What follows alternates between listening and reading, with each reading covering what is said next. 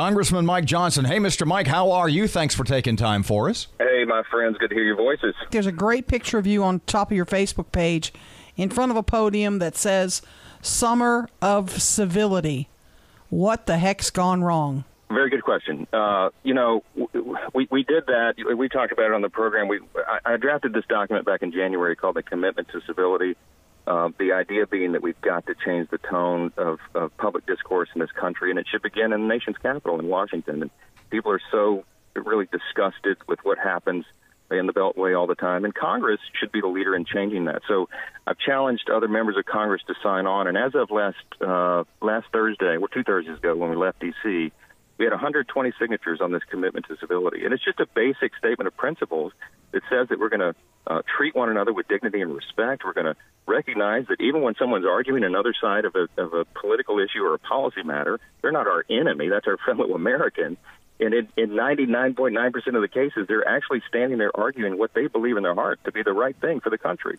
And we ought to respect and honor that. These are our brothers and sisters, not our enemies on the other side of the aisle. And so, look, we've had luminaries, legends from both parties sign on now. I mean, the last signature I got before I left town was from legendary civil rights leader John Lewis from Georgia, who marched with MLK Jr. and has been a leader in the civil rights movement. And he grabbed me by the shoulder. He's the elder statesman in the House, and he said, "You know I believe in this. I've been living this my whole life." I said, "Yes, sir, you have." You kind of sort of bow to John Lewis when you talk. Sure.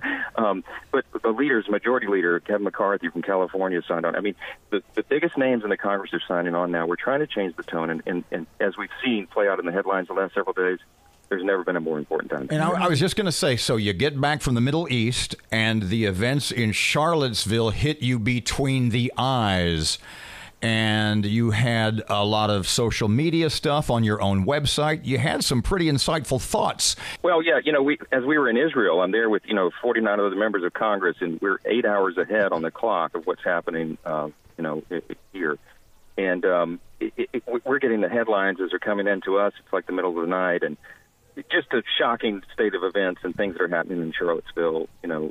These supremacists and everything that they're about. And I was just inspired to put this on Facebook. It's been shared a whole bunch. But I said that if I was a history teacher, and I think every history civics teacher, maybe every teacher should start class this week, today or yesterday, they got to ensure their students, because the kids are watching all this play out on the news as well, ensure everybody that racism and hatred like that violate the most fundamental principles of this great nation that we live in. And I made the point that, look, the central idea of America is that we boldly declare the self-evident truth that all men are created equal, everyone, and we're endowed by our Creator with certain inalienable rights. Everybody has the same rights.